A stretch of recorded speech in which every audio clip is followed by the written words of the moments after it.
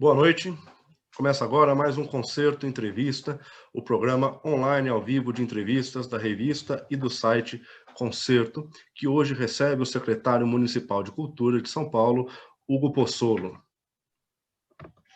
Formado em Comunicação Social e História, o Pozzolo é um artista reconhecido do cenário nacional, um dos fundadores do Grupo Parlapatões. Em fevereiro de 2019, ele foi nomeado diretor artístico do Teatro Municipal de São Paulo. E um ano depois, em março de 2020, tornou-se secretário de Cultura aqui da cidade.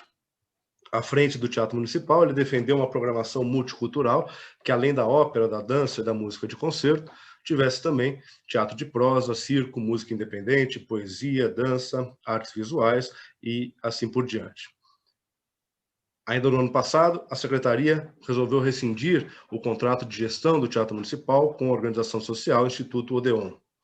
Em fevereiro deste ano, realizou uma consulta pública para colher sugestões para o edital de chamamento de uma nova gestora que deveria assumir o teatro em abril.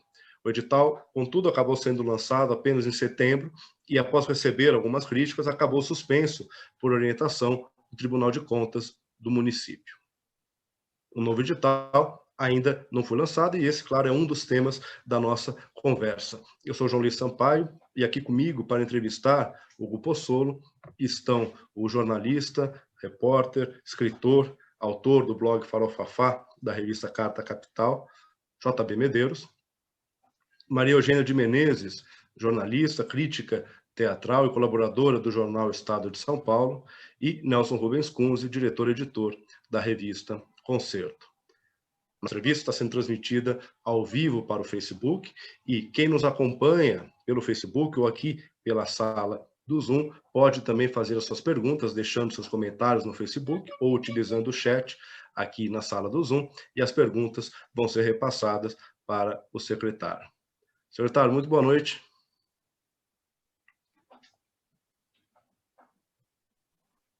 Boa noite, é um prazer estar aqui com vocês, a gente poder falar um pouquinho de todos esses assuntos que envolvem a Secretaria Municipal de Cultura e especialmente o Teatro Municipal, seus corpos artísticos e toda a produção que é ali feita de maneira a que a cidade tenha a excelência que tem em termos de manifestações artísticas.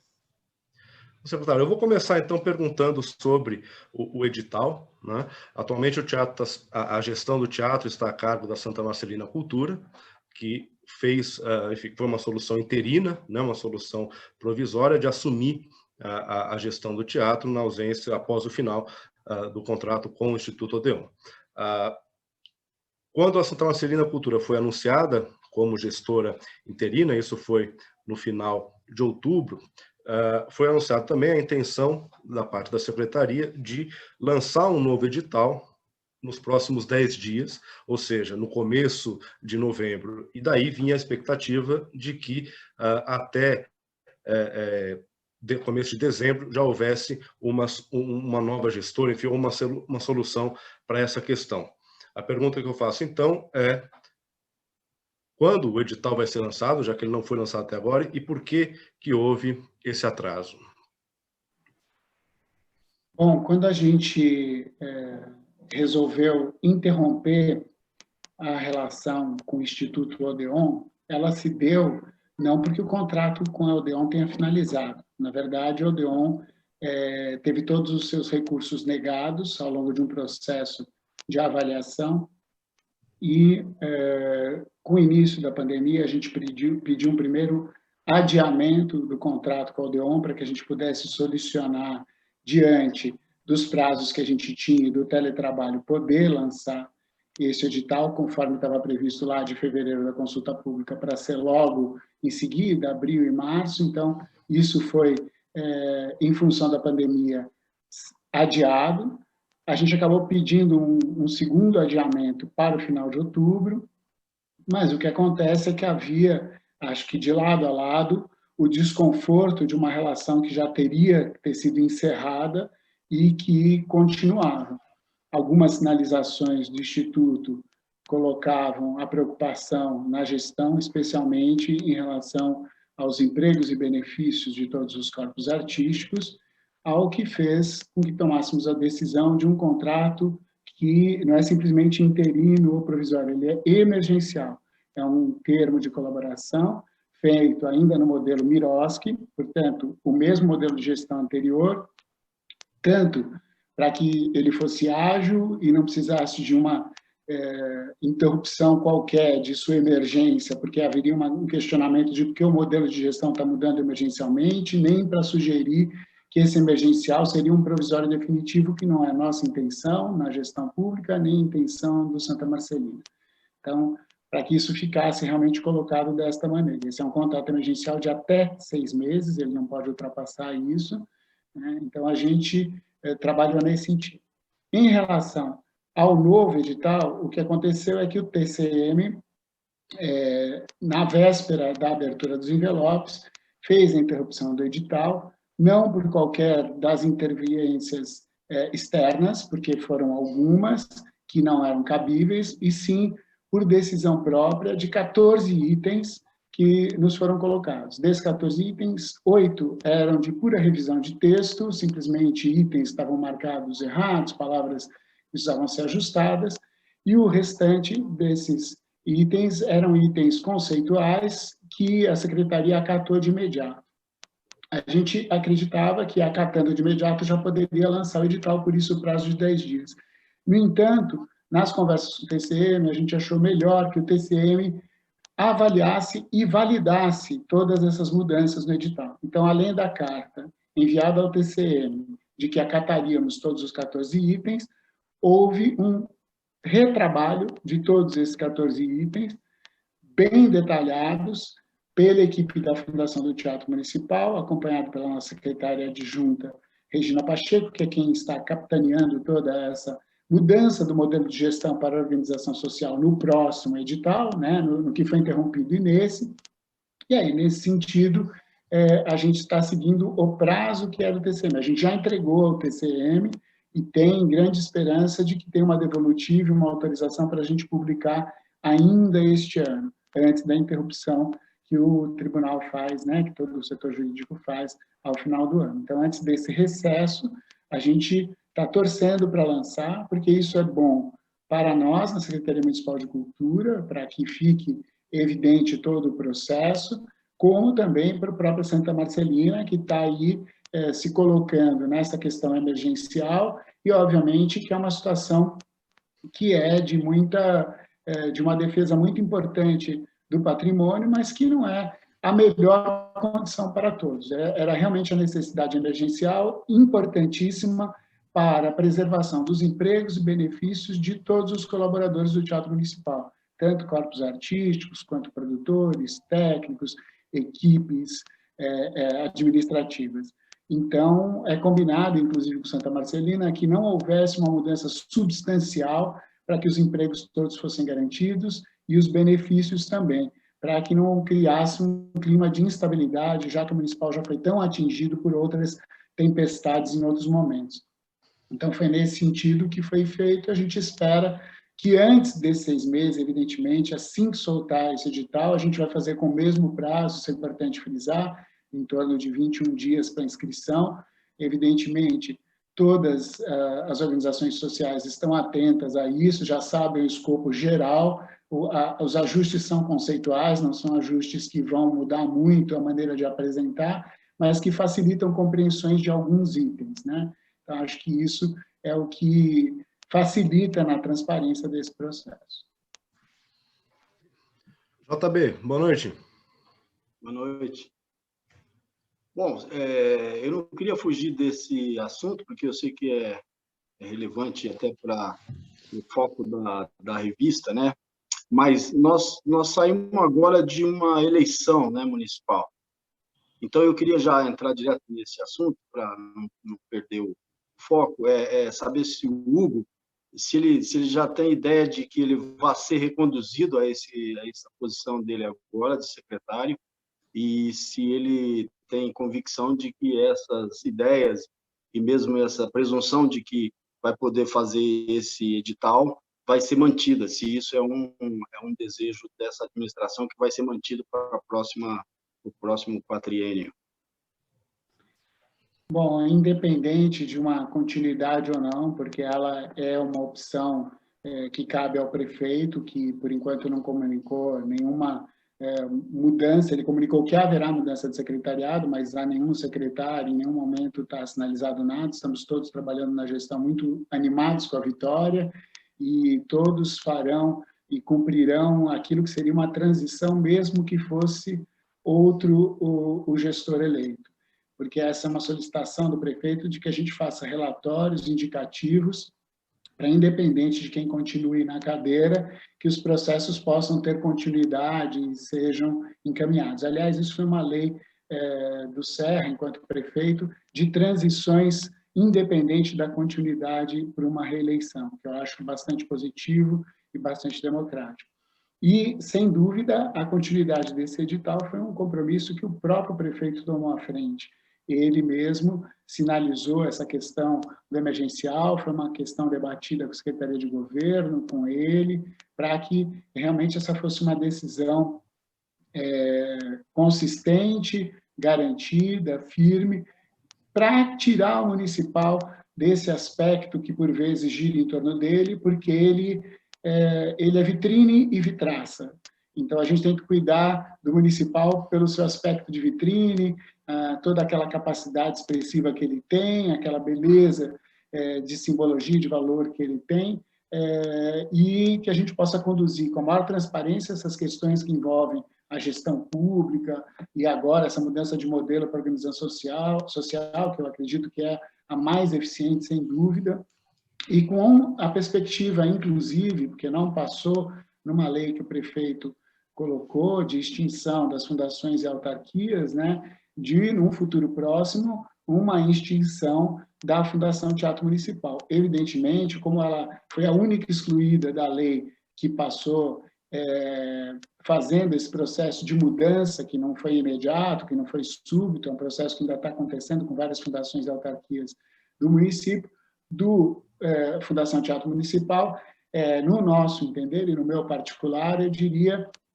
que este modelo Miroski, somado à ideia da fundação como organização social, ele é bastante confuso.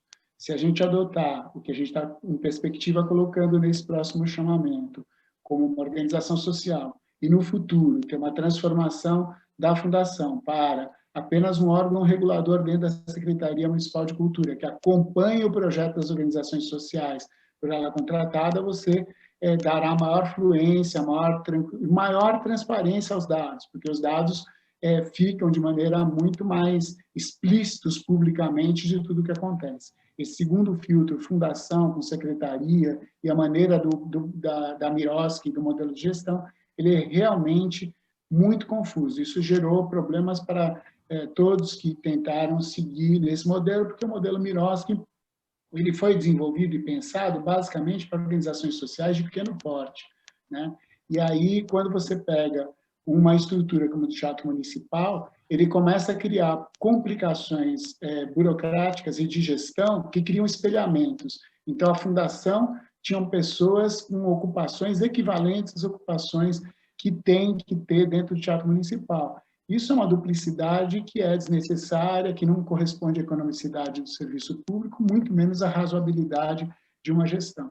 É nesse sentido que se procura um novo modelo de organização social e, no futuro, com uma boa discussão, porque as escolas de música e de dança estão sob o guarda-chuva da fundação e, evidentemente, elas precisam de um projeto pedagógico constituído para traçar um perfil, para ir fazer uma nova consulta pública do que seria um edital e até uma transformação dessas escolas para o modelo de OS. Esse é o projeto. Ele, obviamente, não vai ser feito de imediato, ele precisa de uma construção, de diálogo grande com professores, alunos, diretores dessas escolas, mas a perspectiva que se aponta é essa. Nelson.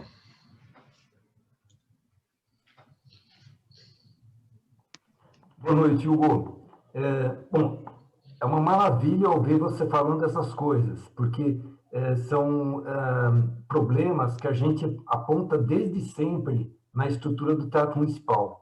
Eu já tinha até preparado aqui, falando que você publicamente já falou na extinção da fundação e que até tem vídeo gravado você falando isso, mas aqui você volta a falar nesse nosso programa.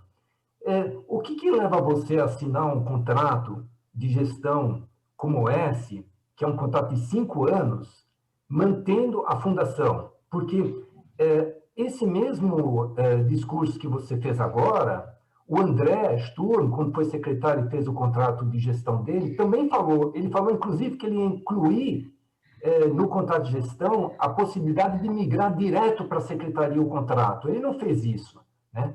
Mas só para dizer, a gente está, desde 2012, administrando crises no Teatro Municipal, e a crise maior é por essa dicotomia de Fundação Teatro Municipal com organização social. Não é da questão do Emiroski, porque a questão do Emiroski é importante também, você tem toda a razão. Um contrato dessa magnitude, dessa importância, tem que ser feito com o modelo das OS. Não tinha nenhuma dúvida. Então, nisso também eu estou de acordo com você. Mas o problema não é esse. Até porque tem outra coisa que eu achei muito curioso, para dizer, desse edital do chamamento, que vocês, apesar de quererem fazer um contrato de OS, vocês dão abertura para qualquer entidade se inscrever, mesmo não sendo OS, dando 120 dias para que a entidade se qualifique como organização social. 120 dias são 6 meses. 6 meses num contrato de $500 milhão, com uma entidade que não é OS, mas que virá a ser OS. E se depois a entidade não se qualifica, digamos, né? Mas a pergunta original é assim, por que fazer um novo contrato de 4, 5 anos nesse modelo que já demonstrou seguidamente que é tóxico, que não permite uma governabilidade, muito menos uma governança, e tritura a organização social? Bom, Nelson, eu concordo com você que é bastante tóxico, né, essa maneira de conduzir. Mas a gente acredita que tem um trabalho feito com responsabilidade, capitaneado pela professora Regina Pacheco, especialista, né, em modelo de OS. Aliás, ela participou da criação desse modelo no país junto ao então ministro Bresser Pereira. Então, ela é realmente uma mestra nesse sentido. E a nosso desejo era já ter extinguido um processo, obviamente, de transição na lei que o prefeito enviou à Câmara o ano passado, e que passou de todas as fundações e autarquias, e por uma pressão, imagino, coerente dos corpos artísticos, porque estavam inseguros com a mudança, foi tirado na última hora a votação da fundação. Então, para a gente era muito melhor lançar, e estávamos prevendo isso. Isso também colaborou bastante com o atraso, tanto da consulta pública, quanto para a reestruturação deste chamamento, que já estava pronto, pensando na extinção. Então, o que a gente fez foi conduzir. Evidentemente, como a gente trabalha com responsabilidade, não com um pensamento autocrático, de que simplesmente a cadeira do Executivo resolve tudo, mas que a gente tem a Casa do Povo, a Câmara, para dialogar, o que a gente fez foi seguir os processos que eram viáveis. Seria muito melhor, sem dúvida, lançar um edital de organização social já sem a fundação. Era, sem dúvida, mais positivo. No entanto, como isso não aconteceu, isso precisa ser construído ainda a sua extinção, não valeria a pena também ficar segurando um contrato anterior, que já tinha sido avaliado com muitas ressalvas e também com negativas absolutas dos procedimentos administrativos que a antiga gestora do teatro tinha, e a gente teria que esticar um contrato com alguém que não estava fazendo uma entrega satisfatória do ponto de vista administrativo e ficar num desgaste muito grande. É muito melhor você lançar um edital de organização social, ainda que sob a tutela da fundação, mas dizendo claramente que a ideia é extinguir a fundação e seguir neste caminho num trabalho junto à Câmara. Lembrando que hoje a configuração dessa Câmara é de maioria também da gestão eleita. E, portanto, isso também cria um trâmite bem mais tranquilo de como construir essa extinção. E te digo que isso tem que ser feito também em diálogo com os corpos artísticos, que se mostraram muito inseguros, porque queriam uma lei que os definisse. quando, na verdade, o próprio contrato de modelo de gestão assim já o aponta. Ou seja, existindo um contrato de gestão que delimita, e um termo de colaboração, qual é o escopo dos corpos artísticos, ele já está colocando em dimensão o que eles são.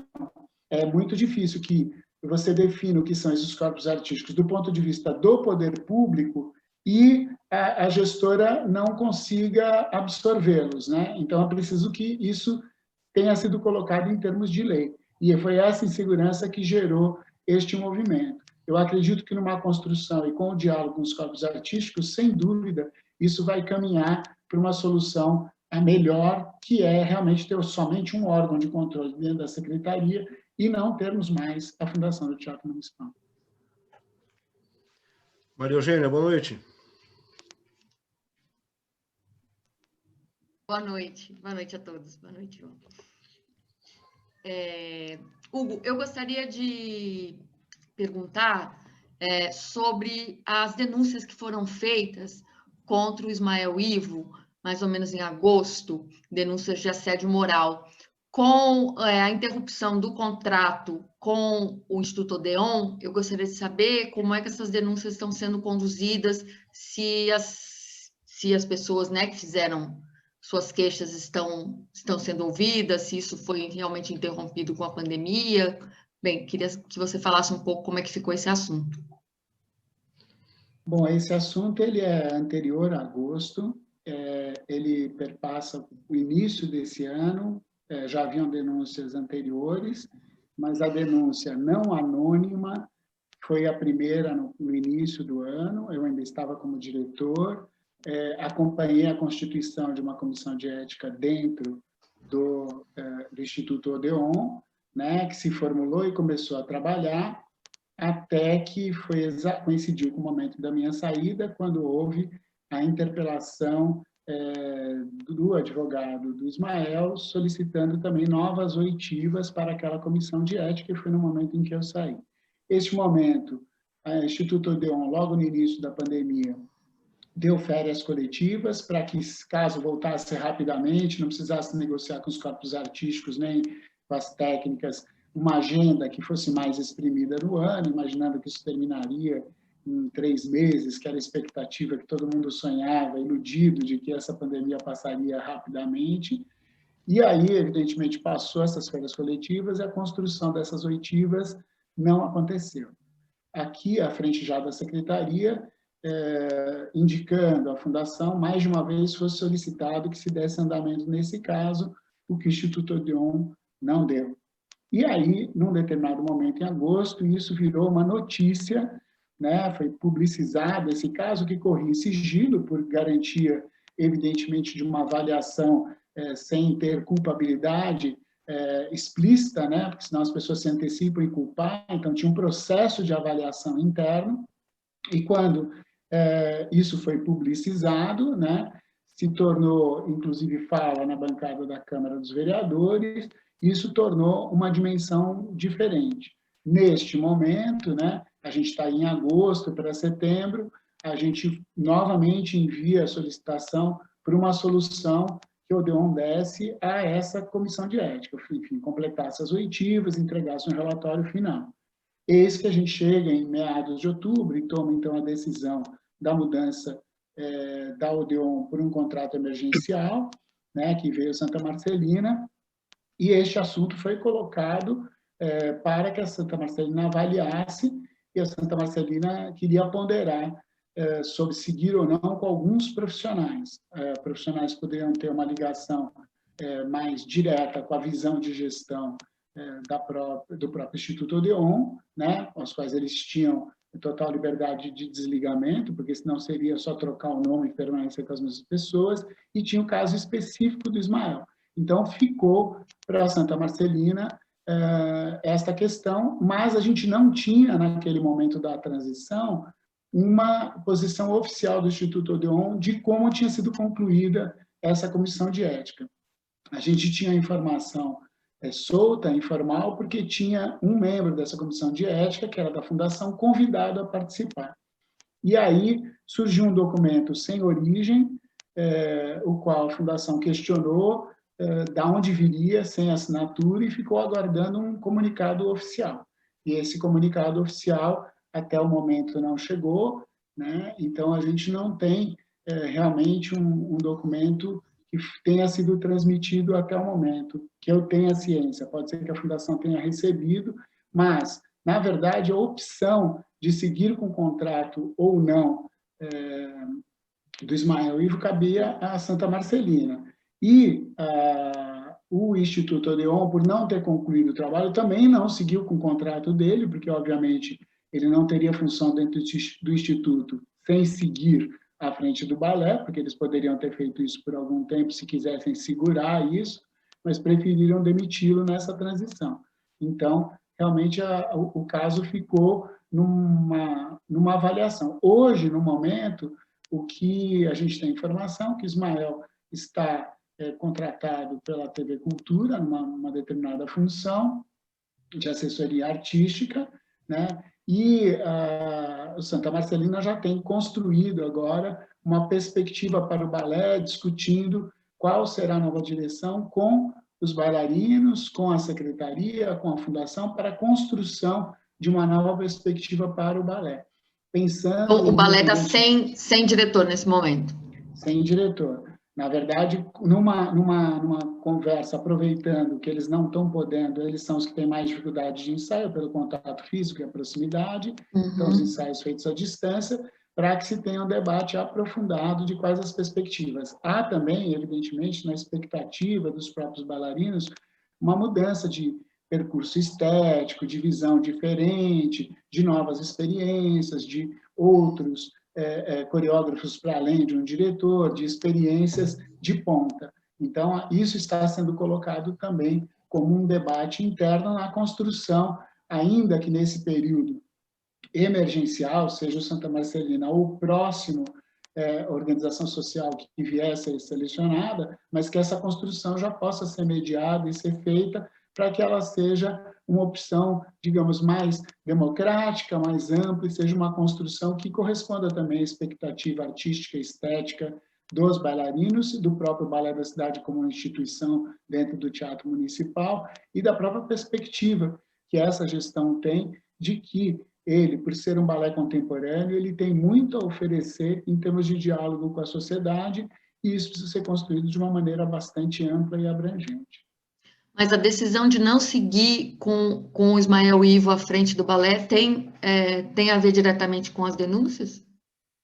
Ela é parte disso, evidentemente. Você não pode pegar uma instituição que assuma uma não avaliação de um quesito ético de um profissional de tanta importância e queira assumir um contrato se isso não está resolvido. Então, essa que foi o ponto-chave. Agora, evidentemente, ele não é o único ponto preponderante, não. Existem outras avaliações, que são essas avaliações de estrutura interna, da maneira como funciona, da maneira como tem uma visão estética, tudo isso se soma a essa discussão e de que maneira esse gestor quer conduzir esses corpos artísticos. Evidentemente, a gente procurou assegurar o grande legado de todos os corpos artísticos e os empregos de todos os corpos artísticos, mas, evidentemente, as direções de cada um cabe ainda uma discussão da instituição que virá definitivamente. Isso ainda é uma discussão a ser tomada em parceria, porque um contrato de organização social não é uma autonomia absoluta dessa organização social, ela tem que trabalhar em parceria com a gestão pública no sentido de dar direcionamentos, até da sua programação, da visão que aquilo está sendo colocado do ponto de vista da gestão, porque tem uma boa interação e isso tem uma independência de um lado, mas tem uma parceria também que se completa. Quanto melhor essa parceria, mais resultado terá em benefício da população. Hugo, o Observatório do Itaú Cultural fez um levantamento, de certa forma interessante, inédito, sobre o efeito da pandemia nos empregos do setor cultural, no setor que eles chamam de setor criativo. E 871 mil pessoas perderam os empregos na cultura nessa pandemia, segundo o levantamento deles. Você está conseguindo manter os empregos? Porque a ideia, os dados mostram que no setor público esse número é o mais elevado. quantas pessoas foram demitidas ou tiveram os empregos cortados aí nessa pandemia por questões diversas? E qual é o balanço que você tem saindo? Porque sua gestão se desenvolveu basicamente dentro de uma situação de exceção, né, da pandemia. Como que termina o ano a Secretaria Municipal de Cultura em relação aos empregos? Bom, em relação aos empregos diretos, né, no caso, por exemplo, aí, da organização social, né, ou dos colaboradores do Teatro Municipal, não houve, diria, perdas. Houve só uma transição que até agora somente 3 pessoas saíram. Houve a solicitação do prefeito logo no início da pandemia que a gente garantisse os contratos terceirizados, que a gente garantisse os contratos todos de trabalho, inclusive o de organização social, sem corte de salário. Então, houve, de fato, um equilíbrio muito grande do município em compreender esse desafio. Em relação ao setor cultural como um todo, aquilo que não diz respeito direto à secretaria, a gente enxergou esse impacto e a gente buscou ações de mitigação. A primeira delas foi logo de cara antecipar portarias que determinavam que o que estava contratado ali no momento de primeiro impacto da quarentena poderiam ser trabalhos repostos posteriormente. A gente antecipou todos os editais de fomento do ano, que somam em torno de 65 milhões, inclusive os do segundo semestre foram todos editados logo de cara no início da pandemia, para que o setor pudesse se movimentar. Além disso, a gente fez 4 chamados para trabalhos em lives, né? Então, a partir dos equipamentos culturais, sem interromper a programação de todos os 103 equipamentos, entre bibliotecas, casas de cultura, centros culturais, e eles começaram a fazer isso a partir das redes desses locais, ao invés de ser uma rede geral da Secretaria Municipal de Cultura, o que permitiu uma maior capilaridade e permitiu uma proximidade também dessas programações com o seu entorno.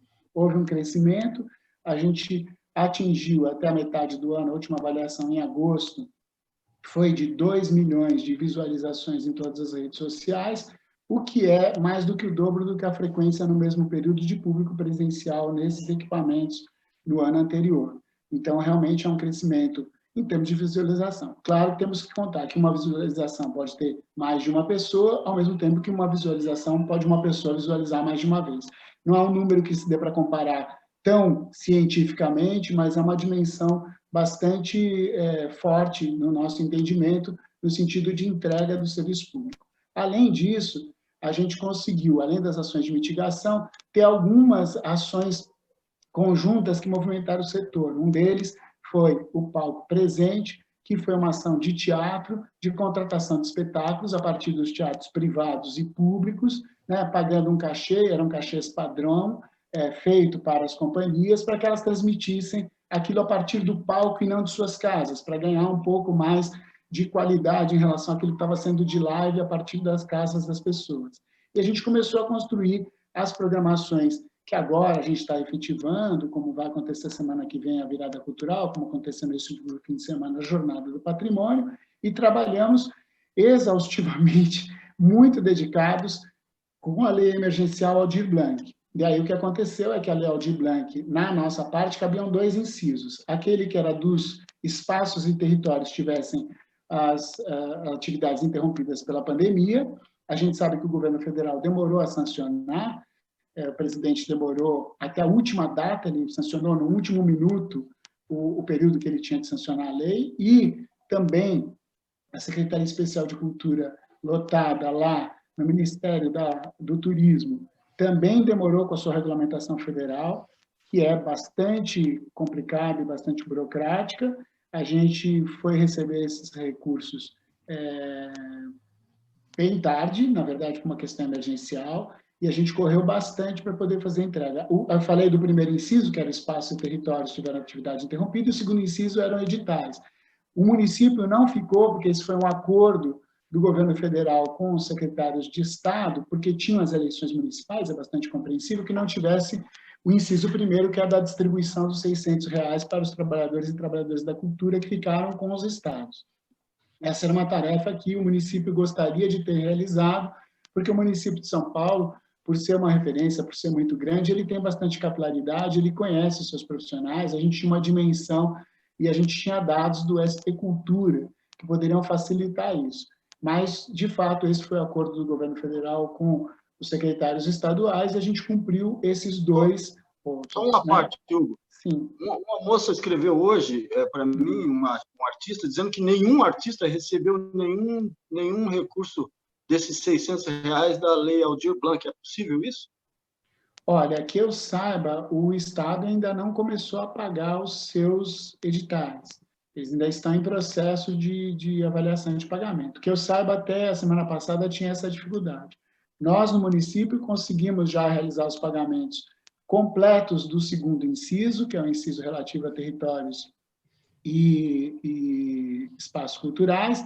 Já realizamos boa parte, cerca de 70% dos pagamentos dos editais, mas essa percentual vai cair porque a gente conseguiu mais 20 milhões de recursos do município. Então, a gente tinha cerca de 71 milhões e a gente conseguiu suplementar, obviamente, com as programações que não poderiam ser realizadas até o fim do ano, com aquilo que a gente avaliou que seria a execução até o final do ano, de algumas contrapartidas que a gente tinha que realizar, como, por exemplo, a gente conseguiu aí encaminhar a desapropriação do que vai ser o Memorial dos Aflitos, onde era o Cemitério dos Aflitos, uma importante página que a gente coloca na história da cidade, que tinha um apagamento da cultura negra da cidade. Então, eu acho que isso é uma recuperação importante, como a Casa Amarela, que era outra desapropriação necessária, e a contrapartida disso acabou resultando numa somatória aí das economias todas que a gente fez de execução, de um ótimo estudo que a nossa equipe fez,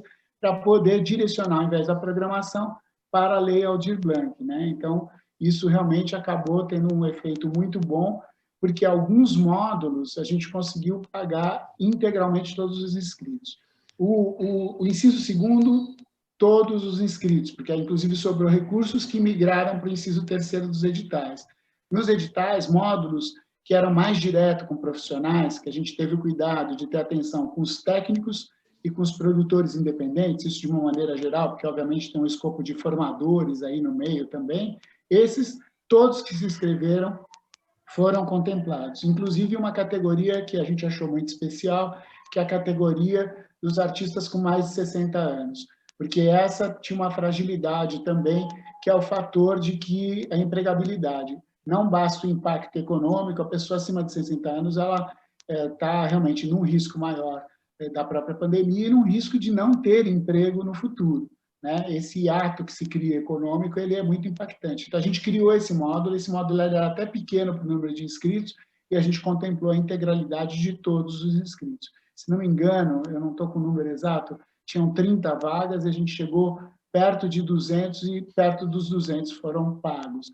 Então, isso para a gente é um saldo muito positivo. Depois, a gente está direcionando esses 20 milhões, uma boa parte para o segundo módulo, que é um módulo direcionado a povos originários, a questões indígenas, questões negras, que era um módulo dentro do edital muito caro para a gente, porque daria atenção realmente a projetos artísticos de muita vulnerabilidade. E, por fim, o primeiro módulo, que é multiterritorial, multilinguagens, e que tenham valores que giravam entre 50, 100 e 50 mil, valores maiores, mas que eram distribuídos conforme a quantidade de pessoas inscritas, ou seja, para que tenha uma maior distribuição e se possa dar uma nova movimentação no setor. Evidentemente, isso a gente contava que a gente já poderia ter fechado o ciclo da pandemia, ele continua em aberto, a gente regressa a uma fase amarela, mas as entregas poderão ser todas feitas via online, de entregas que nem sempre são presenciais. Então, isso também está no escopo da lei. Se a gente seguisse com a pandemia como está, isso poderia ser entregue. Ou seja, movimenta o setor, retém um pouco desse impacto de falta de emprego que você tão bem notou e que tanto nos preocupa, mas, evidentemente, todos os esforços e todos os recursos da Secretaria foram destinados nessa direção. Hugo, eu queria aproveitar um pouco na linha do que o JB perguntou também, da questão dos empregos, e voltar para a questão das escolas. E e também das orquestras, né? Como você mesmo falou, existe uma questão de insegurança da parte dos artistas com relação à permanência dos corpos estáveis, e na época da tentativa de extinção da fundação, a reação das escolas foi muito na direção de que sem a fundação as escolas também desapareceriam, né? O que, claro, tem uma sutileza aí no meio, elas não desapareceriam, mudaria o modelo de gestão. Mas a grande preocupação naquele momento justamente era a perda de vagas, né? Como nas orquestras, nos corpos estáveis, isso também é uma preocupação que os músicos costumam sempre trazer. Ok, um novo gestor ele não vai acabar com a Orquestra Sinfônica Municipal, mas ele pode reduzir, por exemplo, o número de músicos, ele pode adaptar a orquestra, né? Aí eu coloco duas perguntas. A primeira existe nesse momento alguma possibilidade, olhando já para o próximo ano, né, de que haja cortes nos corpos estáveis, haja redução de pessoal, já se trabalha com essa possibilidade, e aí, com relação às escolas especificamente, ok, a gente vai ter duas gestões paralelas, né? Uma gestão do teatro e uma gestão das escolas, do modelo que a Secretaria quer, tirando a fundação. Você tem duas OS para as escolas, né? E a OS para o teatro municipal. Como fazer para que essas OS, enfim, essas gestoras conversem? Como fazer para que isso seja, de alguma forma, um projeto que dialogue? Porque as escolas fazem parte do teatro há décadas, elas estão ligadas ao teatro, né? E há décadas que a gente tem gestores reclamando que isso é um problema, que isso é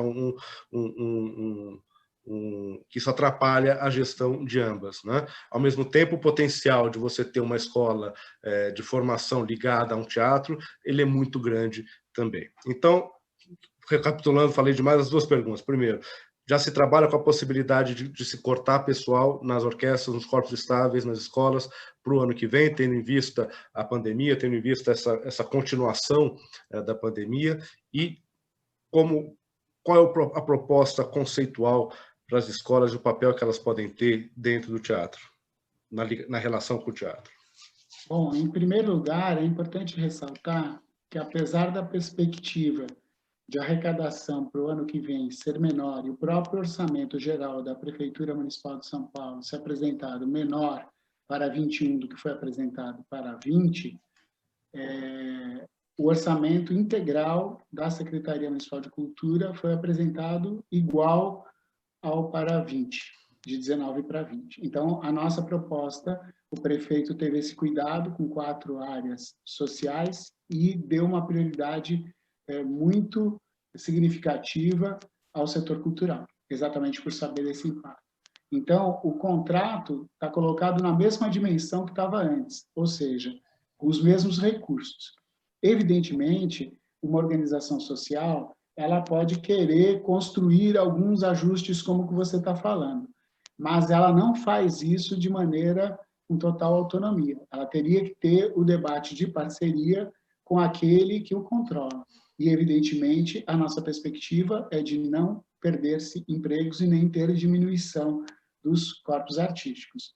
Eu acho que isso está fora de perspectiva da maneira como está construído até agora, né? Então, seja qual for, e a gente precisa saber como fazer, seja qual for a organização social que venha para ser efetivada dentro do modelo de OS, ela terá que sujeitar isso ao seu órgão regulador, seja ela a fundação ou seja um órgão regulador dentro da secretaria.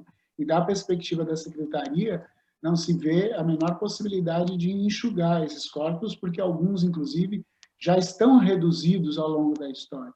Eu acho que a gente tem que ter este cuidado. Evidentemente, a gente responde por uma responsabilidade muito grande que diz respeito à gestão pública, que a gente é questionado como responsabilidade fiscal, que são os quesitos da economicidade e da razoabilidade.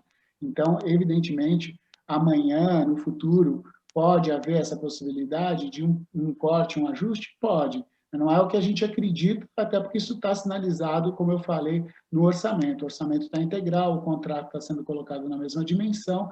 O que a gente acredita é que o critério de economicidade bem aplicado especialmente na área meio, que me parece que tinha um volume muito grande de atividades meio que poderiam ter um critério de economia maior, vão gerar economia para uma programação com maior aplicação. Então, o que eu acho que a economia não deve ser feita na folha de pagamento. A economia deve ser feita na área meio, né? Não digo na folha de pagamento de corpos artísticos, e sim na área meio, para que você tenha um investimento maior em programação, e isso, para mim, que esteve à frente da direção artística e vendo como é que funciona todos os quesitos da direção executiva, eu acho muito e bastante viável, né? Tanto que para o ano de 20 em relação ao ano de 19, já havia um crescimento de recursos na programação.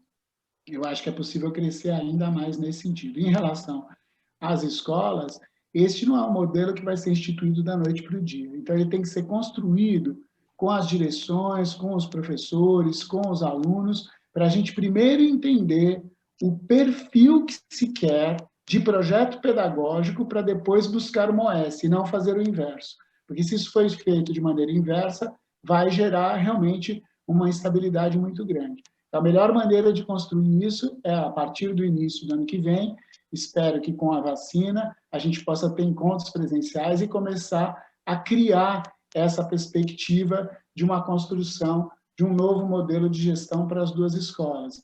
E isso precisa ter uma discussão equilibrada com todos.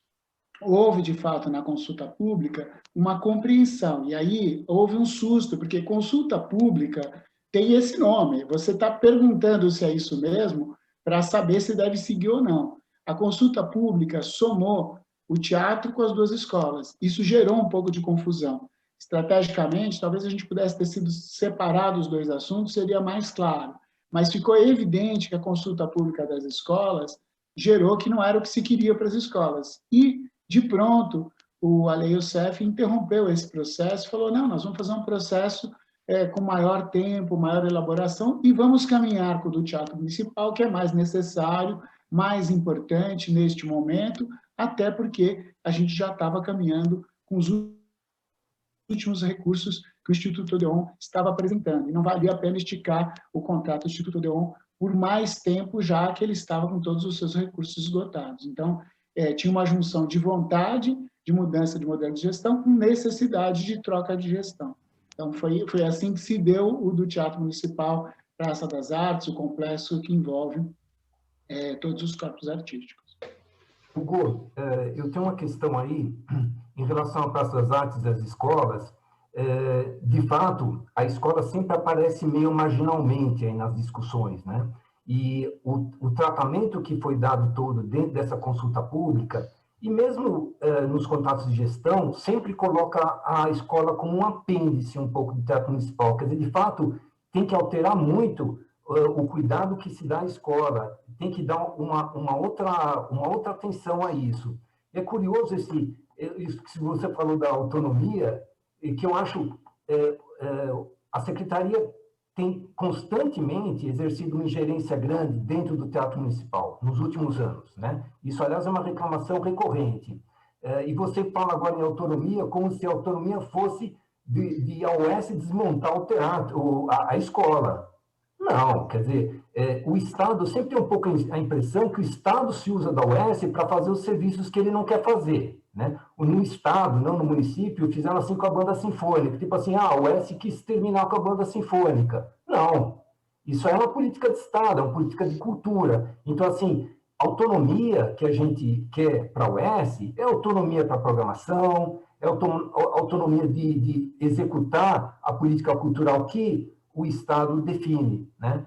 Inclusive, nesse contrato atual que vocês, nesse edital atual do chamamento, também tem uma coisa esquisita, que assim, a programação dos nós modernistas vai ser definida pela secretaria. Só que quem executa e paga é a OS. Tem uma contradição aí que é aí que começam os problemas. Mas a minha pergunta não é essa. Eu queria fazer uma pergunta que vai em outra direção. Desculpa, então, antes de você fazer a pergunta, acho que tem que fazer a colocação. Não sei se você não entendeu o que eu disse ou não quis entender. Porque, de verdade, o que eu estou defendendo é muito próximo do que você está falando. Quando eu falo em autonomia, eu falo também em parceria, porque isso é uma questão da concepção da ideia de organização social. ela é um diálogo de parceria. Por isso que há um diálogo da perspectiva de programação, de lado a lado. Você não pode ter uma organização social que faça uma programação que não tem a ver com a perspectiva construída por aquela gestão. E vice-versa, também não pode ter uma imposição, uma ingerência, nem em opções artísticas, nem na estrutura de funcionamento da organização social, mas é um diálogo de parceria. Quando ele não existe, aí é que ele gera os ruídos que a gente teve no passado, quando são organizações que não compreendem a parceria. Isso realmente dificulta bastante. Eu sou testemunha viva de como isso pode ser um complicador. E, em relação a essa questão das escolas, é muito importante destacar que a perspectiva que eu dei como diretor artístico, e que era validada pelo secretário de Cultura, Leio Cef, e, portanto, pelo prefeito, era de uma interação maior das escolas, e pode perguntar para quem está nas escolas, que eu sempre busquei essa perspectiva, de uma construção que não fosse uma mera ocupação passageira do teatro, buscando integrar as escolas em todas as atividades, construindo programações onde se desse visibilidade forte a isso. Haja visto o que a gente fez na Semana da Criança, que é apenas um exemplo da interação das escolas com artistas de fora, na construção de espetáculos que foram realmente muito impactantes e de interações, como jovens músicos mostrando para aquelas crianças que estavam visitando em estações, um projeto concebido e trabalhado pelo Luiz Coradazzi, que continua, felizmente, ali no Municipal, e que desenvolveu isso muito bem. Então, eu acredito que a valorização das escolas se deu, até na inauguração da Praça das Artes, foi a minha chegada ali, eu chamei as escolas a participarem, os meninos da escola de balé, em conjunto com o Balé da Cidade, as orquestras, cruzando uns com os outros, para ter esse sentido. Então, eu, particularmente, não acredito que as escolas são apêndices. Na verdade, elas são o futuro do Teatro Municipal. Elas constituem essa perspectiva. Tá, mas agora, rapidinho, ainda queria fazer a pergunta, que também é uma pergunta cara para nós, e a gente sempre refaz, né? O Teatro Municipal é um teatro construído para receber óperas. Tem fosso, tem ordimento, central técnica de produção, mantém 2 orquestras, 2 coros, companhia de dança, tem uns 250 profissionais contratados especializados para fazer ópera, música clássica e dança. Isso funciona desse jeito no mundo inteiro. Como dá para desperdiçar um investimento desses, um investimento público, trazendo espetáculos de fora que não sejam da área de ópera, dança e música clássica? Bom, basta você olhar a programação de 2019, que tinha tudo isso, e foi maior em termos de ópera, música clássica dos anos anteriores. Se você tiver a capacidade de gestão sobre isso, uma perspectiva artística bem colocada. Segundo, infelizmente, a pandemia interrompeu aquilo que seria finalizado esse ano, que é a finalização da Praça das Artes, especialmente do espaço de ensaio. A grande dificuldade do Teatro Municipal não é a programação cumulativa de várias linguagens, e sim a liberação do palco da possibilidade de ensaio. Você tem a orquestra ensaiando lá, ou na cúpula, no fosso, ou na cúpula, que não é o melhor lugar, é um lugar inadequado, tomando tempo de agenda, que poderia facilitar muito, como em grandes teatros do mundo você tem uma rotatividade muito grande de possibilidades. Outra, eu estava esperando essa sua pergunta, porque sempre você me faz, e eu acho que tem uma coisa que é muito importante. A vocação do Teatro Municipal, tendo sido construído ali pelos cafeicultores para reproduzir um modelo europeu, inclusive do lírico, está lá escrito drama e música, lirismo e música, tá bem colocado ali na fachada. Mas ele se apresentou como uma vocação muito importante de todas as linguagens de vanguarda. Entre elas, óbvio, o destaque maior foi a Semana de 22, mas a gente tem, por exemplo, a primeira constituição de um movimento artístico feminista, ainda na década de 30, feito dentro do Teatro Municipal. Se você pegar momentos de gestão desse teatro em que ele esteve na ponta de lança, ele foi a principal casa de espetáculos vindo de fora. Eu mesmo, quando jovem, assisti Momix, por exemplo, que é uma expressão de dança vindo de fora, que me surpreendeu, me impactou. Assisti teatro, muitas vezes no mês teatral, no Teatro Municipal. Como ele é um ícone da cidade, é importante que ele tenha reconhecimento das outras linguagens e que essas linguagens possam dialogar. Elas não podem preponderar, mas elas podem dialogar de maneira muito forte, muito impactante, e especialmente se elas também dialogarem com os corpos artísticos. Evidentemente, como o balé tem uma característica de balé contemporâneo, é mais fácil ao Balé da Cidade esse tipo de projeto.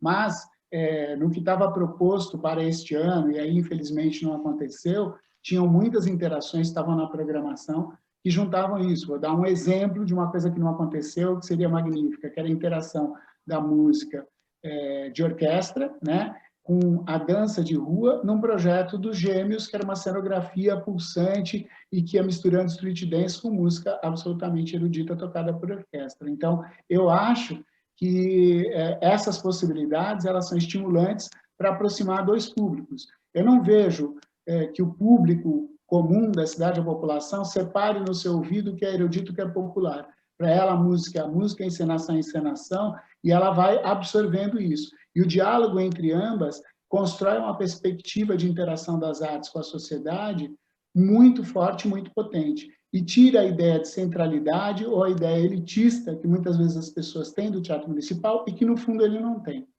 Mesmo as óperas são de grande apelo popular. A gente sabe não é só pelo preço, pela frequência do público que lá busca um tipo de manifestação que ele não tem acesso. Então, acredito que é possível construir isso, tanto que em 19 foi feita uma programação muito maior e com essas possibilidades todas, né? Mas, Hugo, não, sem dúvida nenhuma, essa interação de linguagens ela é super bem-vinda. O que incomoda um pouco é que sempre se coloca ópera e música clássica como uma linguagem antiquada do século XIX. Quer dizer, esse projeto dos Gêmeos que você fala é um projeto bárbaro. Devem ser projetos que considerem os corpos estáveis da casa, está tudo certo. O que eu estou colocando é você trazer um espetáculo de fora, pronto, e trazer para dentro e apresentar no palco. Porque isso ocupa o palco e tira a possibilidade dos corpos estáveis se apresentar. E se os corpos estáveis não estão se apresentando, a gente não está aproveitando, digamos, está desperdiçando dinheiro público. Não está nesse sentido. Não está, porque você tem metas, e essa meta tem quantidade. No ano que eu estive lá, e o que aconteceria aqui em 2020, não aconteceu, não dá para defender, ele vai além da meta nos corpos artísticos e ainda insere essas outras linguagens. Eu acho que tem que cumprir a meta, está lá no termo de colaboração. Então, existe porque isso é um gasto público e ele precisa ser transparente, ele precisa estar evidente. Tem lá uma meta, tem que cumprir, está desde o chamamento ao termo de colaboração. E eu acho que dá para fazer mais. Isso que eu falei, se consegue se economizar com algumas atividades meio, evidentemente você cresce a programação. E que é possível. Por exemplo, a questão do teatro na última segunda-feira do mês. Aquilo é uma montagem que normalmente chega e sai no mesmo dia, que era um dia, entre aspas, de folga, mas com o tamanho das equipes que você tem, você constrói isso com todo mundo folgando e revezando, e não cria impacto interno tão grande quanto se pensava.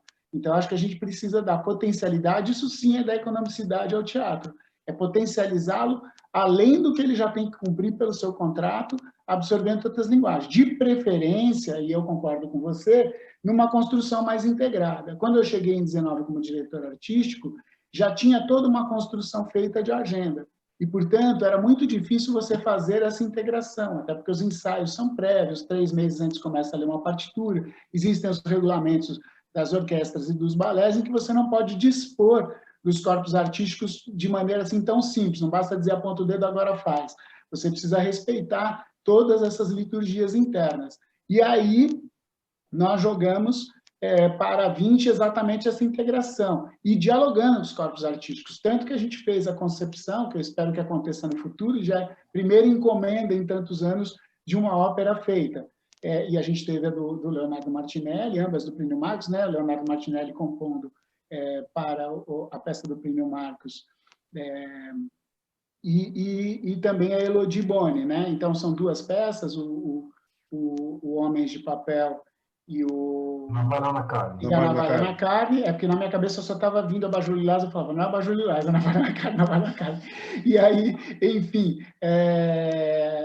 eu acho que esse é o impulso. E pensando o quê? Por exemplo, o Homens de Papel foi pensado para o coro lírico, numa constituição da valorização daqueles cantores profissionais que a gente tem ali e que tem um impulso criativo grande que muitas vezes ficavam represados por uma falta de uma direção artística que os valorizasse. Então, acho que é isso que a gente tem que apontar, esse caminho. Por isso que é importante a parceria, para que se tenha digo, a parceria entre a gestão pública e a gestão da organização social. Se você não estabelece esse diálogo, aí você tem razão, aí vai sufocando os corpos artísticos e impondo uma programação. Essa programação ela tem que ser construída com o diálogo, com os corpos artísticos, quais são as suas perspectivas, quais são os seus desejos, e também quais são as perspectivas de uma gestão de ter essa integração de linguagens e este grande farol da cidade, que é o Teatro Municipal, ter pertencimento de todas as, digamos, todas as comunidades. Eu digo assim,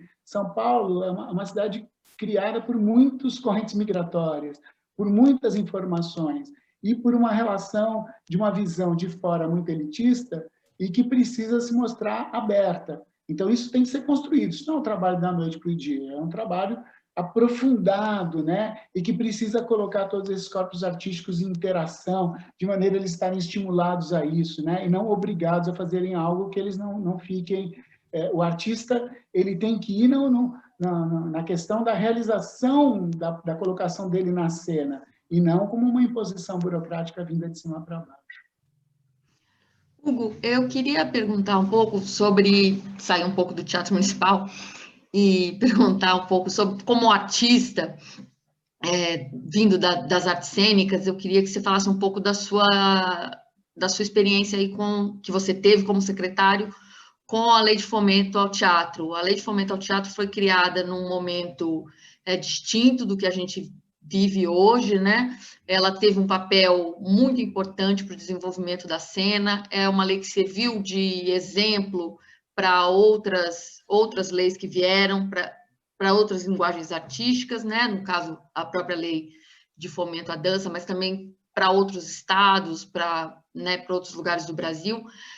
Mas a gente tem hoje uma cena muito mais complexa do que quando a lei foi criada. Eu queria que você falasse um pouco como é que você vê a Lei de Fomento hoje.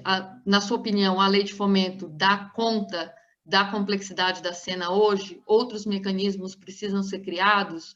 Ou a lei precisaria sofrer algum ajuste? Bom, Maria Eugênia, é uma pergunta que é um prato cheio, obrigado. Primeiro porque eu participei, né, diretamente na elaboração da Lei de Fomento ao Teatro, no Movimento Arte contra a Barbárie, eu fui um dos redatores da lei e debati com todas as comissões que a gente tinha antes de apresentá-la ao Legislativo, e era uma construção muito coerente, porque era uma lei que era criada especificamente para grupos de trabalho continuado. Isso gerou um estímulo à criação de novos grupos, criou uma demanda ainda maior para essa perspectiva, que é um modo de produção específico do teatro. Não único, mas um modo específico e que caracteriza muito a nossa cidade. É realmente muito bom que ele se torne referência, mas é preciso compreender que algumas construções da ideia de lei de fomento, elas não pegaram o mesmo espírito, o mesmo escopo. Ou seja, na dança ainda se migrou a mesma ideia do teatro na construção de um pensamento do trabalho continuado, da pesquisa, de que isso geram fluxos, né? Já na formação da própria lei, eu tinha uma proposta de que ela, e essa minha proposta eu sinto até hoje que infelizmente foi vencida, eu sempre choro isso, que ela teria 3 estágios, os grupos que teriam um determinado período de existência, 5, 10 anos, outros grupos entre 5, 10 anos, 15 anos, 20 anos, e grupos acima de 30 anos, digamos assim, não tinha um número exato, que teriam outro tratamento. Por quê? Se é para trabalho continuado e pesquisa, há um reconhecimento e um desenvolvimento desse trabalho. E você criaria competição entre iguais, e não competição entre diferentes. No primeiro momento da lei, a gente fala assim, como é que vai fazer competir com o Teatro Oficinas Excelsior e toda a carga histórica que ele tem em dedicação ao teatro? Fica sendo injusto com o grupo inicial e fica sendo injusto com a oficina, caso esse grupo inicial derrube a oficina. Então, eu acredito numa construção dessa lei, se você me pergunta de uma reformulação, eu acho que seria necessário. Mas a gente precisaria construir isso muito bem para que ela não sucumbisse diante de uma discussão sobre ela. Porque muitas vezes o oportunismo para querer terminá-la apareceu. Então, a reformulação precisa ser feita com muita maturidade. De outro lado, o que eu estou falando de outros exemplos, ficou um mecanismo de acesso pelo legislativo de várias linguagens que vão disputar algum quinhão dos recursos públicos através de uma lei de fomento, que, na verdade, acaba sendo uma lei de reprodução de programações daquela linguagem, ao invés de ser uma construção de uma perspectiva de vanguarda para aquela linguagem, de uma construção de pesquisa para aquela linguagem, de uma construção de um trabalho continuado para aquela determinada linguagem. Eu tive a própria experiência de tentar participar da discussão em torno do próprio fomento ao circo, que é também minha área, e eu vi como o próprio setor se degladiou, fez uma autofagia para querer construir uma coisa que fosse só a programação, ao invés de ser uma coisa de construção de perspectiva para o setor. Então, em outras linguagens, o que acontece é que é uma própria distorção. E a segunda parte da sua pergunta é muito importante, que é: a lei de fomento ao teatro nunca foi construída para dar conta de todo o setor teatral. Tanto que depois veio lei que, por exemplo, como é o caso do Zé Renato. Mas eu acho que ainda necessita de uma construção efetiva do que é cada linguagem em cada setor. Porque em todas as linguagens, e isso a gente percebe pela discussão, por exemplo, da lei orçamentária, eu não digo só agora como secretário, porque ano passado eu não estava como secretário, eu estava como diretor de teatro municipal, e antes eu estava somente como um artista, e eu sempre vejo uma linguagem querer disputar o quinhão com a outra, ao invés de fazer uma defesa ampla da cultura com um sentido maior. Porque farinha pouca, meu pirão primeiro, e aí acontece que é uma disputa entre as linguagens, porque quem quer mais verba. Eu acho que, na verdade, é preciso uma construção mais ampla para que a gente tenha estruturas, que a gente tenha estruturas não, porque a gente tenha políticas estruturantes para os setores, e não políticas somente de programação. Isso uma secretaria faz, ainda mais a Secretaria Municipal de Cultura, que tem 113 equipamentos. Ela vai fazer programação, mas para a questão de fomentos e editais, ela precisa ser uma questão estruturante que vale a pena ser discutida com todo o setor. Hugo. Diga, Jota, vai lá. Se você quiser fazer, faz. Não, pode ir, Jota. É o seguinte, tem uma coisa sobre a vocação, essa é uma pergunta mais do ponto de vista filosófico, digamos assim. As vocações culturais, né? Você pega, por exemplo, eu cubro isso há muito tempo, há muitos séculos. Por exemplo, você pega o Paulo Salim Maluf, o personalismo das administrações, né? O Maluf ele achava que ele tinha sido um pianista em alguma vida passada, e aí ele traz o João Carlos Martins para ser o secretário de cultura dele, ou ser o homem dele da cultura, e também dá uma atenção especial naquela época para a música de concerto e tal. Depois você tem o José Serra, por exemplo. Dizem, né, não sei, corre a boca pequena, que ele era apaixonado por uma atriz da Praça Roosevelt, e, portanto, para ela ele criou a escola SP de teatro. Né, você tem... As coisas parece que se desenvolvem ao sabor dessas pequenas paixões, né, ou grandes paixões, não sei. E eu queria saber o seguinte, eu li do Bruno Covas. O Bruno Covas é um político que chegou há pouco tempo, né, para esse posto. E lá tinha, assim, talvez o mais destacado texto, dizia o seguinte, transpor a economia da cultura para o centro político. Eu queria saber o que quer dizer isso exatamente e o que isso traz de projeção de futuro em relação ao debate dos avanços culturais. Nós vimos grandes debates culturais, desde o Jacques Lang, lá na França, a gente vem tendo um debate cultural, você participa disso, né? Fez uma lei de fomento ao teatro.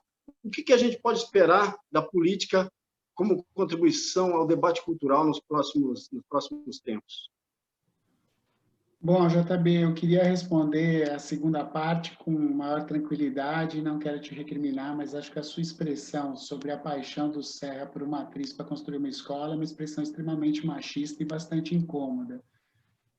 Se alguém por paixão desse uma escola para uma cidade por paixão, né, e olha que isso já seria um ganho realmente gigantesco, mas me parece que contém aí uma expressão muito, muito machista e muito diminuidora das relações dos coletivos que construíram aquela escola. Todos eles têm Você história. acha, então, que o Serra está acima dessas questões, do machismo, do racismo? Os políticos estão acima dessas questões? Não, mas os coletivos que construíram aquela escola, você está pondo eu um que carimbo. aponto é que sou machista, mas não um político que faz isso. Não, a maneira como você aborda é machista, sim. Depois as mulheres podem se manifestar, não vou ser eu que tenho lugar de fala nisso. Mas existe uma escola, da qual eu também fiz parte da construção, com vários coletivos, mais de 10, que a constituíram, que passaram mais de 3 anos trabalhando sem nenhum recurso, na construção de um projeto pedagógico que hoje é sucesso e premiado no mundo inteiro, e que foi batalhado junto a uma determinada gestão, que era a gestão do Serra. Ele apostou nisso, e ele foi atrás disso e trabalhou para que isso acontecesse, ao qual todos nós temos reconhecimento. Colocar isso num patamar tão pequeno como você está colocando, eu só sinto infelicidade de ouvir isso, infelizmente. Em relação à sua pergunta... Você não respondeu a questão central não é essa. Não, a questão central vou responder agora, eu só tinha que fazer o comentário, porque a minha obrigação é comentar... Você não achou que o Maluf ter trazido o João Carlos Martins para a política tivesse um componente de algum tipo de preconceito? Mas você achou, em relação ao Serra, você participou disso porque você é uma parte envolvida. Eu não posso responder pelo Paulo Maluf, até porque eu sempre fui crítico a ele, sempre achei ele um cara ligado à ditadura e que, para mim, não fazia o menor sentido como político. Então, eu não respondo pelo Paulo Maluf. Eu posso responder pela gestão do Bruno. Aí, quando você está falando sobre o que está colocado no plano de governo, de trazer a centralidade, isso é uma das questões importantes que estava dentro da resposta que eu dei a Maria Eugênia. Colocar na centralidade é pensar em políticas estruturantes. Hoje, você vai enfrentar daqui na frente, como você mesmo citou, uma questão de desemprego muito grande. E a gente tem uma associação com a cultura ligada à economia criativa. Você tem jovens querendo trabalhar com a questão da internet, você tem polos de trabalho que podem ser desenvolvidos nesse sentido. O próprio setor cultural se adaptou à questão da internet subitamente em função da pandemia, e esse é um setor para o qual precisa um investimento. E ele não está só no escopo da Secretaria de Cultura, e ele pode ser construído. Colocar na centralidade do debate é a relação que a cultura tem com cidadania. A cultura e as atividades artísticas, vocês bem sabem que cobre o setor, ela é um fator importantíssimo das relações sociais na nossa cidade. Haja visto um grande evento como a Virada, haja visto as ações de ponta na periferia com os equipamentos culturais, sejam das secretarias, os equipamentos independentes. Então, eles constroem uma visão ampla, política, ela coloca em confronto, ela coloca em conflito, às vezes ela contesta, inclusive, o próprio poder público, que é necessário e fundamental, porque ela é baseada na liberdade de expressão. E, com este sentido, você tem que estar fomentando isso e criando estrutura para isso, mesmo que isso lhe ataque. Isso é importante dizer, porque o próprio prefeito, quando fez um encontro no Centro Cultural São Paulo, logo no início da gestão do Ale Youssef, ele falou isso para toda a categoria artística, e foi muito aplaudido. Falou, eu não estou aqui para que a classe artística venha aplaudir ações só porque está dando recurso ao contrário. Tem que ter liberdade de expressão, inclusive da contestação dessas visões, porque são elas que criam um caldo que vai projetar a sociedade num campo civilizatório. Então, isso é colocar a cultura na centralidade das discussões, e não a cultura trabalhada na Secretaria de Cultura a partir de um balcão, onde as pessoas vão lá querer negociar. É ter políticas estruturantes construídas. É pensar um orçamento que se dimensione para a cidade na territorialidade dela, como, por exemplo, os fomentos à cultura da periferia. Ele é o maior fomento que se tem. Ou como o PROMAC, que é uma lei de incentivo que diverge da lei estadual, da lei federal, porque ela traz todo o seu resultado voltado às periferias. Portanto, você pega dinheiro de incentivo fiscal, que é dinheiro de imposto, e ao invés de direcioná-los a ações no centro, elas têm contrapartida na periferia. E o que aconteceu com o PROMAC? Ele cresceu com isso, com projetos na periferia. Ele se solidificou. Isso é política estruturante. Isso é você colocar a cultura no centro do debate, ao invés de colocar ele ao lado, né? Existem visões e paixões de gestores, podem existir. O que a gente acredita é que um gestor, ele não tem característica de curador. Eu não estou sentado aqui para escolher o que eu gosto e o que eu não gosto. Aliás, eu, como sou artista, é bem evidente o tipo de arte que eu faço, porque eu demonstro o que eu gosto. Agora, eu tenho que estar de ouvidos, por obrigação, a todas as linguagens, a todas as possibilidades estéticas colocadas.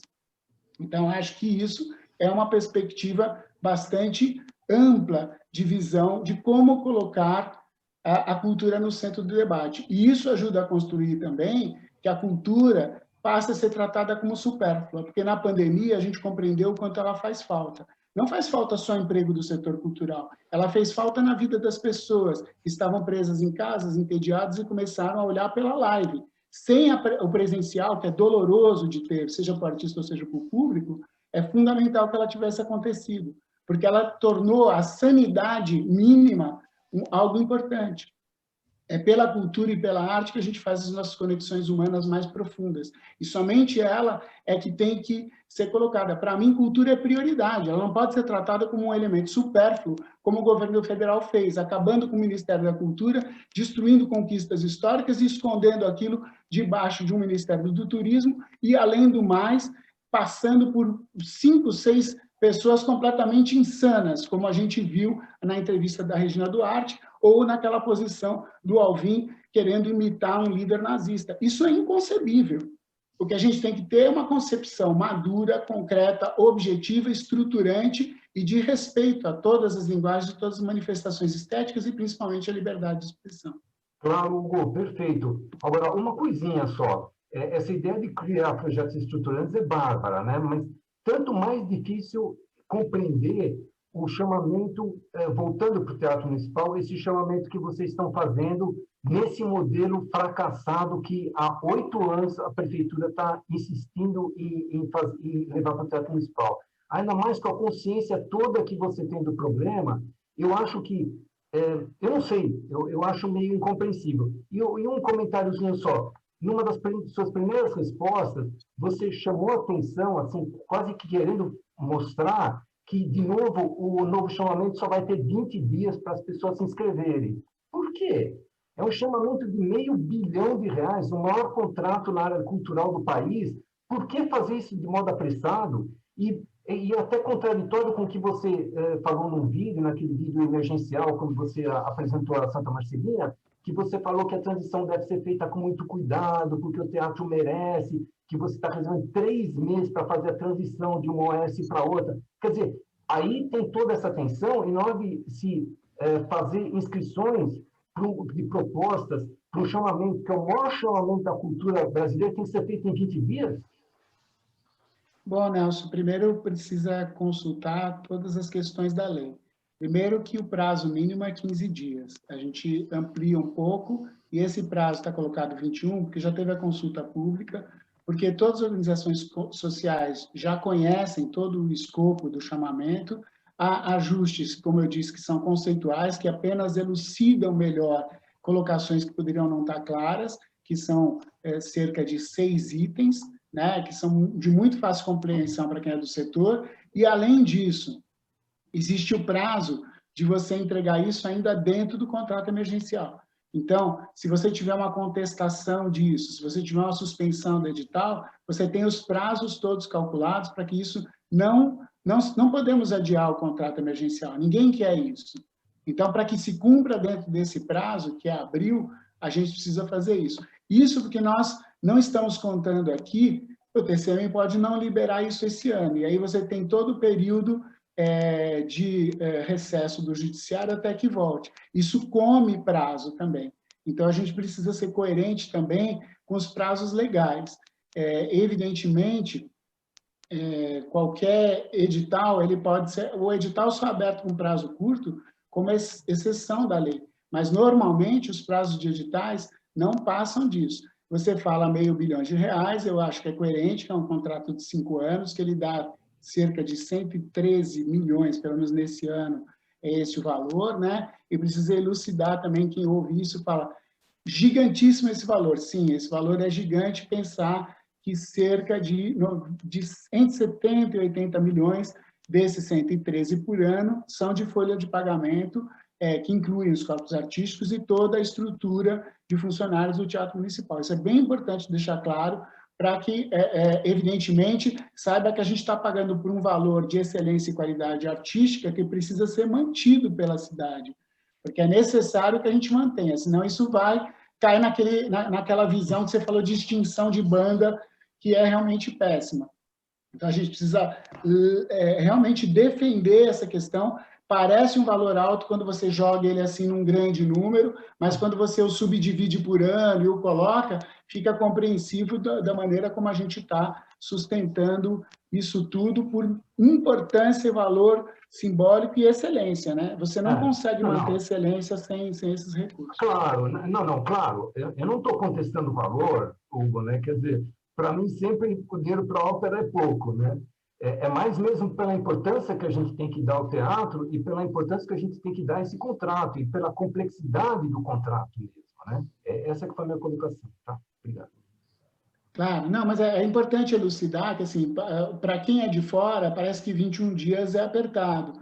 Até para o edital anterior, que também eram 21 dias, já tinha tido a consulta pública e havia uma compreensão das organizações sociais de qual era a dimensão do que iria acontecer. Evidentemente, é no detalhe que se resolve, mas a apresentação de um projeto geral, com todas aquelas categorizações de definições, eu queria incluir na resposta uma questão que você falou, que é a capacitação de OS. Realmente, o que acontece é que o que se coloca como critério pode ser que algo não capacitado ainda como OS vá se construir, mas ele só vai ter se ele tiver um portfólio muito grande, porque exige experiência internacional, exige experiência de contratações anteriores. Não dá, realmente, para alguém que esteja à frente disso não ter essa experiência. É importante que a gente mostre a questão da experiência, isso está no escopo do chamamento. Então, não é o fator organização social ou não organização social que determina a pontuação. O que determina a pontuação ela é rigorosamente técnica e agora mais objetiva ainda pela feliz interferência do TCM, que a gente melhorou os conceitos, é deixar bem claro e bem objetivo qual é essa pontuação. Porque aí não existe subjetividade de quem julga, existe objetividade. Olha, esse portfólio merece tal ponto. E se isso for contestado, quem julgou vai estar errado, né? E tem tempo de contestação para isso. Por isso esses prazos, entende? Hugo, eu queria colocar... Diga, Jota, Desculpa, vai lá. Vai lá, não, vai lá, Jota, por favor. Jota, por favor. Não, é que a virada cultural, essa que você está anunciando, ela vai custar 6 milhões e alguma coisa, não é isso? A virada passada, que era presencial, a última virada presencial, foi 18 milhões. Né? E essa coisa que se desenvolveu em torno das lives, essa coisa das apresentações online, qual é a experiência que um gestor cultural acaba assimilando disso? No que ela pode contribuir? Qual que é a posição dela? Será que ela funciona hoje mais para garantir que as pessoas tenham como mostrar o seu trabalho de uma forma dentro das circunstâncias que nós estamos, né, que não permite ao artista sair de casa, ou ela tem uma contribuição, ela tem algum tipo de dialética, digamos assim, dentro dessa coisa das linguagens online, já que você vai fazer um troço desse tamanho agora? Bom, é muito importante a gente falar da virada nesse momento, né? A gente falou de ações de mitigação, então a gente teve uma preocupação de que a virada pudesse contratar, na sua grande maioria, artistas e técnicos que não foram contemplados pela Lei Aldir Blanc, então a gente teve esse critério, acho que esse critério foi significativo. A gente tem atrações centrais, em que a gente vai transmitir os shows que foram gravados no Teatro Municipal, como o Farol da Cidade, que inclui a Orquestra Sinfônica Municipal, inclui o Quarteto de Cordas, mas também traz artistas como Elza Soares, como Arnaldo Antunes, como Elba Ramalho, em shows feitos para essa perspectiva de transmissão. Digamos que isso é um atrativo muito forte para que a população tenha acesso a algo que não seja uma live feita de casa. E boa parte da programação não está pautada nisso. Ela está em interferências urbanas, que não geram aglomeração, por isso também esse slogan tão difícil de dizer, né? Tudo de arte, nada de aglomeração, mas tão necessário ao mesmo tempo, para que as pessoas compreendam, porque o nome virada está associado a uma grande aglomeração. Então, ela funciona, de um lado, como uma ação de mitigação ao setor, uma ação anticíclica ainda, numa pandemia que já está aí 9 meses segurando todo mundo em quarentena, voltando a uma fase amarela muito difícil, né, para boa parte da população. Então, o que a gente está querendo fazer é trazer esse benefício dele ser acessível, gratuito e com muita capilarização, com muita distribuição na periferia. Eu posso dizer que mais de 1/3 do investimento feito está nas atividades descentralizadas, que são as ações ligadas aos equipamentos culturais da Secretaria de Cultura, que são 113, nem todos voltaram a funcionar presencialmente, uma parte deles somente, por causa dos protocolos e dificuldade com os grupos de risco dos nossos servidores, mas, evidentemente, todos eles estarão trabalhando em torno da virada nessa capilaridade, contratando artistas que são locais com ações descentralizadas. E, além disso, tem essas interferências urbanas que são significativas. No release tem aí, por exemplo, um caminhão que vai estar executando as sonatas de Beethoven com vários pianistas, ele circula, portanto, ele não gera aglomeração, ele vai passando na rua, as pessoas vão ouvindo aquela música. Existem 10 circuitos diferentes, alguns de música clássica, outros de atividades diferentes, que vão contaminando o ambiente da cidade com esse aspecto.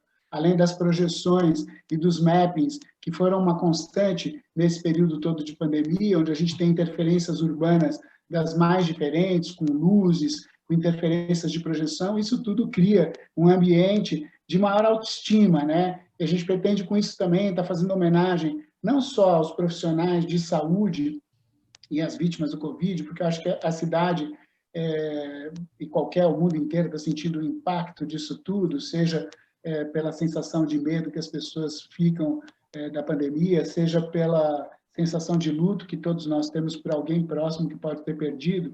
Então, a gente precisa direcionar uma programação que faça a pessoa se recuperar da sua autoestima, ter alguma perspectiva, recuperar o seu sentido de vida e sua ligação com a cidade e com a cidadania. Então, as interferências urbanas também, para quem está precisando sair ou porque saiu, elas têm essa característica de não aglomeração, mas de dar uma valorização nisso. E valorizar todas as pessoas que foram obrigadas a trabalhar, enquanto alguns de nós estavam em quarentena, obrigadas por necessidade e por necessidade da cidade, um caixa de supermercado que não teve 1 minuto de quarentena.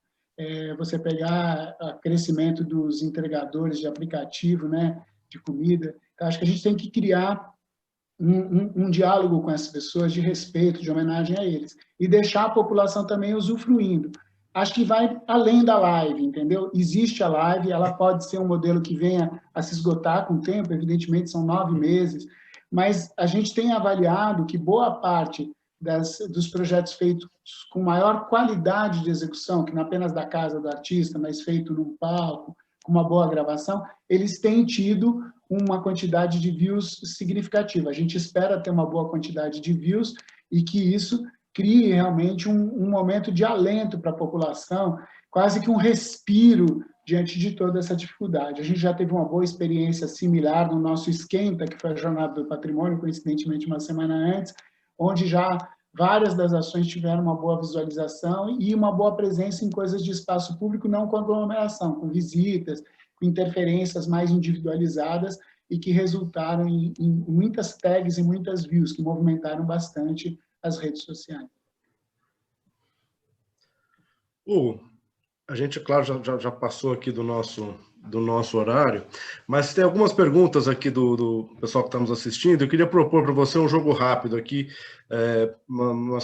para tentar responder algumas das perguntas que foram colocadas aqui. Buscarei ser sintético na resposta, 120 toques. Então vamos lá. Bom, a primeira pergunta aqui do Daniel.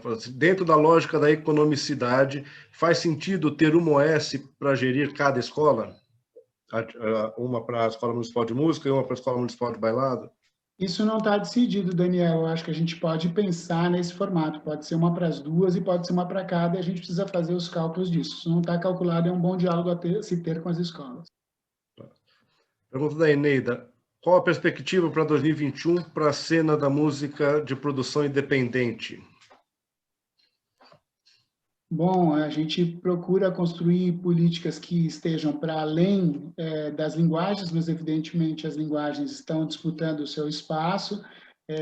Conheço a militância da Eneida aí, sem dúvida, é a gente buscar esse setor. Acho que tem uma visão de gestão que é o seguinte: determinados setores culturais que já se caracterizam como indústria, como é o caso da música, ou é o caso do audiovisual, eles têm uma disparidade entre os seus vários integrantes, né? Você vai ter um setor que se insere no mercado de maneira muito contundente, muito forte, e você tem aquele outro que precisa ser fomentado, que precisa ter um olhar de gestão sobre esses que precisam construir pontes para se estabelecerem mais dentro dessa situação que é de mercado. Não que a arte se limite a isso, a arte é necessária por intervir na vida da sociedade, por criar reflexões, paradigmas, e quebrar paradigmas, e, portanto, ela precisa ser estimulada no seu todo, mas é preciso olhar a diferença entre aquele que já construiu algo mais sólido, que já tem posição de mercado, e aquele que está por construir. Isso, pelo menos nessas duas áreas que têm característica mais industrial, como a música e o audiovisual, precisam ter características diferentes, diferente das áreas das artes cênicas, que têm outro tratamento, porque elas são em si artesanais e não possuem indústria própria. Outra pergunta aqui, Hugo, a respeito da Orquestra Experimental de Repertório.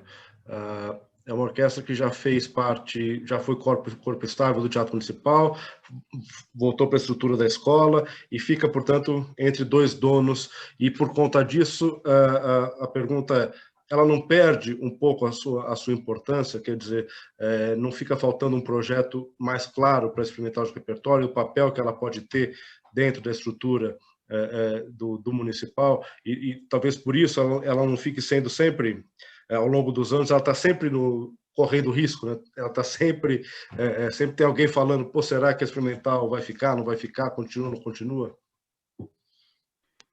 Como não estava incluída na consulta pública de fevereiro a ideia, isso não seguiu para não criar um desequilíbrio.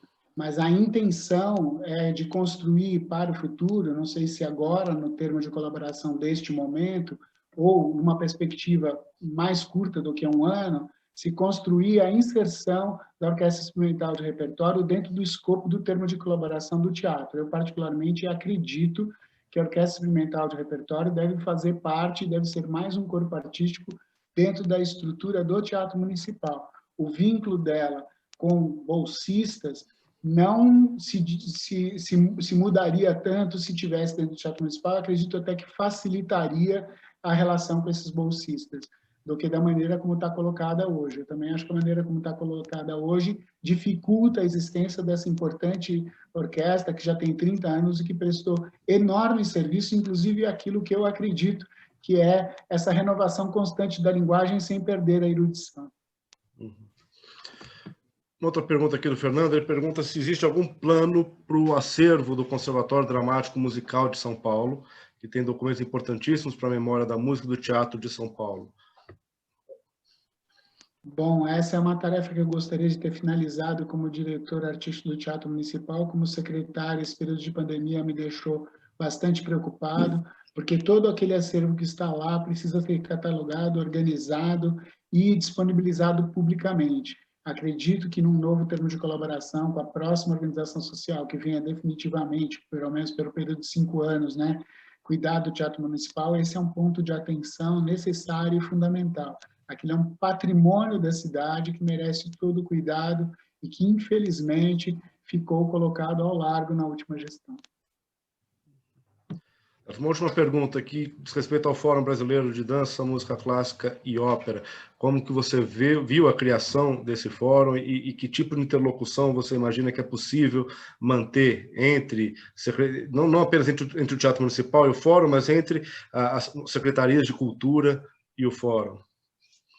Bom, enquanto diretor artístico do Teatro Municipal, a gente, inclusive, sediou reuniões de fórum de ópera, né, nacional, e eu acho que todos esses fóruns abrem mais a interlocução, mostram as perspectivas, e espero que a gente consiga consolidar diálogos, porque eu acredito na transversalidade e na horizontalidade do diálogo, para que se possam construir políticas públicas realmente que coloquem a cultura na centralidade, ela deixe de ser uma ação de balcão, né? Que ela possa ser uma ação estruturante para o setor, que a gente possa construir pontos para o futuro e não ficar derrubando relações do passado só por cisma de um ou de outro gestor. Muito bem. Hugo, muito obrigado pela sua presença aqui no Concerto Entrevista. Eu que agradeço, foi um prazer responder as perguntas de vocês, falar desse assunto tão apaixonante e tão instigante que é o Teatro Municipal, que são as políticas públicas da Secretaria e que estão voltadas para poder atender a população. Confesso que o desafio de me tornar secretário durante uma pandemia me mostrou internamente na minha alma que realmente eu sou de circo. Obrigado. JB, Maria Eugênia, Nelson, muito obrigado a vocês também pela presença. Prazer e uma honra para nós contar com vocês como nossos entrevistadores. Uma boa noite a todos e até o próximo Concerto Entrevista. Boa noite.